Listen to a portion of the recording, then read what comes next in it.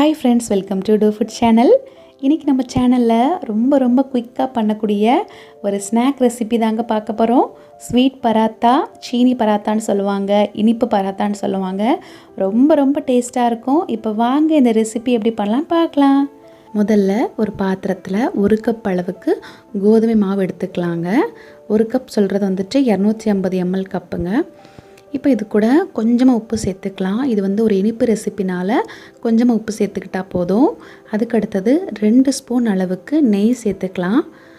நெய் சேர்த்துட்டு நம்ம இது செஞ்சோன்னா நல்ல வாசனையாக இருக்கும், நல்லா சாஃப்டாக இருக்கும். அதுக்கு தான் இப்போ நெய் சேர்த்ததுக்கப்புறம் முதல்ல தண்ணி எதுவும் சேர்க்காமல் நல்லா இதை இந்த மாதிரி பிசைஞ்சு விடுங்க. நான் இன்றைக்கி சொல்கிற அளவில் சரியாக 4லேருந்து 5 பராத்தா கிடைக்கும் உங்களுக்கு நிறைய வேணும் அப்படின்னா இந்த அளவெல்லாம் நீங்கள் கூட்டிக்கலாம். இப்போ இந்த மாதிரி பிசைஞ்சு விட்டதுக்கப்புறம் கொஞ்சமாக தண்ணி சேர்த்து இது சப்பாத்தி மாவு பதத்துக்கு கொண்டு வரலாங்க.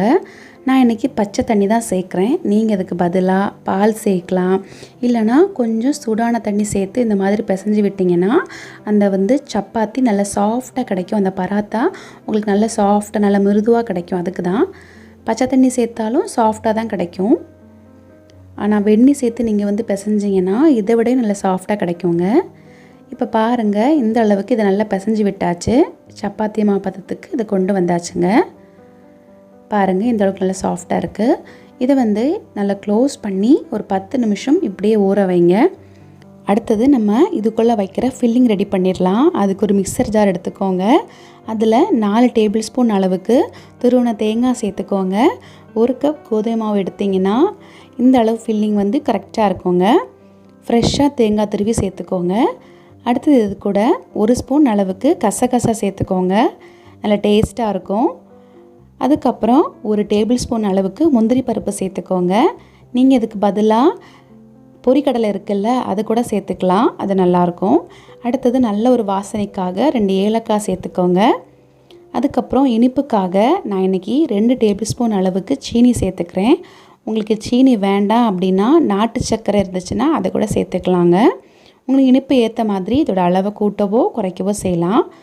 கடைசியாக இது கூட 1 ஸ்பூன் அளவுக்கு வெள்ளை எள்ளு சேர்த்துருக்கேங்க. நீங்கள் இதுக்கு பதிலாக கருப்பு கலர் எள்ளு இருந்தால் அது கூட சேர்த்துக்கலாங்க, நல்லாயிருக்கும். இது எல்லாத்தையும் சேர்த்ததுக்கப்புறம் தண்ணி எதுவும் சேர்க்காமல் நல்லா அரைக்கணும். பாருங்கள், இந்த அளவுக்கு நல்லா அரைச்சி எடுத்துகிட்டு வந்தாச்சு. இந்த மாதிரி கொஞ்சம் கொரகொரப்பான பேஸ்ட்டாக தாங்க கிடைக்கும் நம்மளுக்கு. இந்த ஃபில்லிங்கே நல்லா டேஸ்ட்டாக இருக்கும், நல்லா வாசனையாக இருக்குங்க. இது எல்லாத்தையும் வேறு ஒரு கிண்ணத்துக்கு மாற்றி எடுத்து வச்சுக்கோங்க. இப்போ பாருங்கள், நம்ம பிசைஞ்சு வச்ச மாவு நல்லா சாஃப்டாக கிடச்சிருக்கு, சாஃப்டாக மாறி இருக்குது. இதை மறுபடியும் ஒரு தடவை நல்லா இந்த மாதிரி பிசைஞ்சு விட்டுக்கோங்க.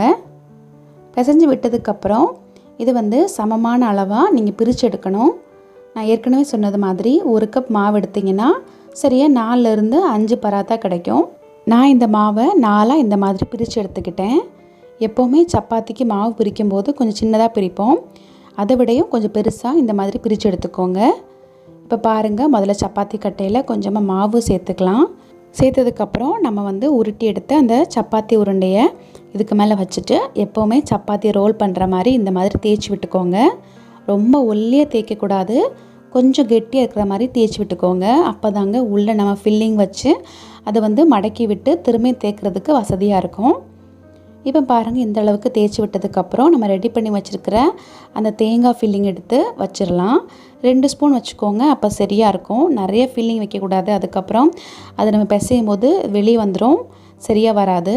இப்போ 2 ஸ்பூன் வச்சதுக்கப்புறம் இந்த மாதிரி பொறுமையாக மடக்கி விட்டுக்கோங்க. நல்லா இந்த மாதிரி ஃபில்லிங்லாம் உள்ளே வச்சு சீல் பண்ணி விட்டுக்கோங்க. ஈஸி தான் இந்த வேலை. பாருங்கள், இந்த மாதிரி வச்சுட்டு ஃபோல்ட் பண்ணிக்கோங்க. நல்லா இந்த மாதிரி சீல் பண்ணியாச்சு. இப்போ மறுபடியும் இதை ஒரு தடவை தேய்ச்சி விடலாம். ஃபில்லிங் வச்சதுக்கப்புறம் இது நல்லா இறுத்தி தேய்க்கக்கூடாது, அதுக்கப்புறம் அந்த தேங்காயெலாம் வெளியே வர ஆரம்பிச்சிடும். லேசாக இந்த மாதிரி தேய்ச்சி விட்டுக்கோங்க. ரொம்ப ஒல்லியாக தேய்க்காதீங்க, கொஞ்சம் கெட்டியாக இருக்கிற மாதிரி தேய்ச்சிக்கோங்க. அப்போ நல்லாயிருக்கும், சரியாக கிடைக்கும் நம்மளுக்கு அந்த பராத்தா எல்லாம். பாருங்கள், எந்த அளவுக்கு திக்னஸ் வச்சுட்டு தேய்ச்சி எடுத்துக்கோங்க. இப்போ அடுத்தது ஸ்டவ்வில் தோசைக்கல் வச்சுக்கோங்க, அல்லது நான்ஸ்டிக் தவா வச்சுக்கோங்க. இப்போ தவா நல்லா சூடானதும் நம்ம தேய்ச்சி எடுத்த அந்த பராத்தாவை ஒவ்வொன்றா சேர்த்துடலாங்க. ஸ்டவ்வை நல்லா குறைவான தீயிலே வச்சுக்கோங்க, அப்போ தான் சரியாக இருக்கும். இப்போ அடுத்தது இதுக்கு மேலே எண்ணெய் சேர்க்கலாம்.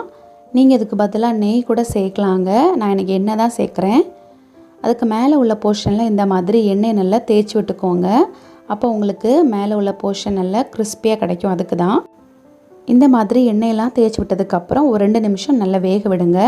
இப்போ பாருங்கள் லைட்டாக இந்த மாதிரி பொங்கி வரும். இதை இப்போ இன்னொரு பக்கத்துக்கு மாற்றி போடலாம்.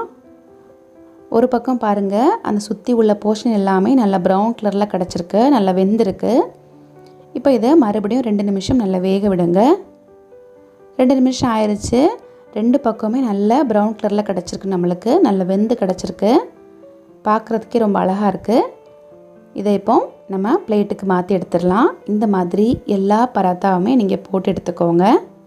வேலையும் ரொம்ப ரொம்ப ஈஸிங்க, டக்குன்னு செஞ்சிடலாம்.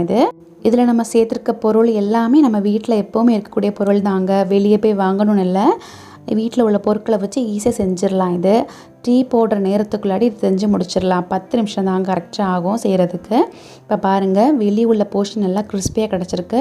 உள்ளுக்குள்ளே நம்ம வச்ச ஸ்டஃபிங் நல்லா சாஃப்டாக இருக்கும். சாப்பிடும் போது அப்படி தாங்க ரொம்ப ரொம்ப சூப்பராக இருந்துச்சுங்க. என்னோடய பையனும் பொண்ணும் ரொம்ப விரும்பி சாப்பிட்டாங்க. நீங்களும் இந்த ரெசிபியை கண்டிப்பாக செஞ்சு பாருங்கள். செஞ்சு பார்த்துட்டு உங்களுடைய ஃபீட்பேக் என் கூட ஷேர் பண்ணுங்கள். இந்த வீடியோ உங்களுக்கு பிடிச்சிருந்தா நம்ம சேனலுக்கு மறக்காமல் சப்ஸ்கிரைப் பண்ணிக்கோங்க. பக்கத்தில் இருக்க பெல் ஐக்கானை கிளிக் பண்ணிக்கோங்க. உங்கள் ஃப்ரெண்ட்ஸ் அண்ட் ஃபேமிலி கூட ஷேர் பண்ணிக்கோங்க. Thank you friends.